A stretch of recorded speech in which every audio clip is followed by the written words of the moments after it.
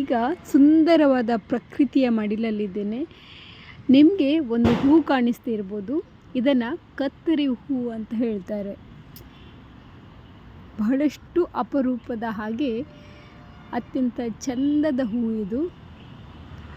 ಇದರಲ್ಲಿ 2 ಬಣ್ಣ ಕಾಣಿಸ್ತಾ ಇರ್ಬೋದು. ಒಂದು ಗುಲಾಬಿ ಬಣ್ಣ ಹಾಗೆ ಕೆಂಪು ಬಣ್ಣ. ದಾಸವಾಳ ಗಿಡದಲ್ಲೇ ಈ ಕತ್ತರಿ ಹೂ ಕೂಡ ಬೆಳೆಯುತ್ತೆ ನೋಡಿ. ನಿಮ್ಗೆ ಕಾಣಿಸ್ತಾ ಇರ್ಬೋದು.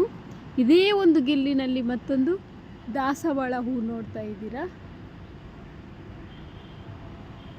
ಅದರದ್ದೇ ಗೆಲ್ಲಲ್ಲಿ ಈ ಕತ್ತರಿ ಹೂವನ್ನು ಕೂಡ ಕಾಣ್ಬೋದು. ಹೆಸರು ಕತ್ತರಿ ಹೂ ಆದರೂ ಕೂಡ ನೋಡೋದಕ್ಕೆ ಬಹಳ ಚೆಂದದ ಹಾಗೆ ಕಣ್ಮನ ತಣಿಸುವ ಹೂವು. ಕತ್ತರಿ ರೂಪದಲ್ಲಿ ಇರೋದಕ್ಕ ಏನೋ ಗೊತ್ತಿಲ್ಲ, ಕತ್ತರಿ ಹೂ ಅಂತ ಇಟ್ಟಿದ್ದಾರೆ.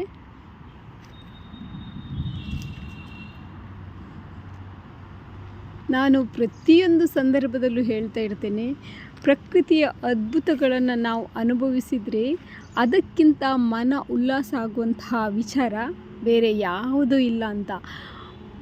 ಮನುಷ್ಯನಿಗೆ ಎಷ್ಟೇ ಒತ್ತಡ ಇರಲಿ, ಕಿರಿಕಿರಿ ಇರಲಿ, ಈ ಪ್ರಕೃತಿ ಜೊತೆಗೆ ಸಂವಹನ ಸಾಧಿಸಿದಾಗ ಭಾಳಷ್ಟು ಒಂದು ವಿಶೇಷವಾದಂತಹ ಮನಸ್ಥಿತಿ, ಹಾಗೆ ಒಂದು ಖುಷಿಯ ಮನಸ್ಥಿತಿ ಬರುತ್ತೆ. ಮತ್ತಷ್ಟು ವಿಡಿಯೋಗಳನ್ನು ನೋಡೋಣ. ಪ್ರಕೃತಿ ಜೊತೆ ಸದಾ ಇರೋಣ.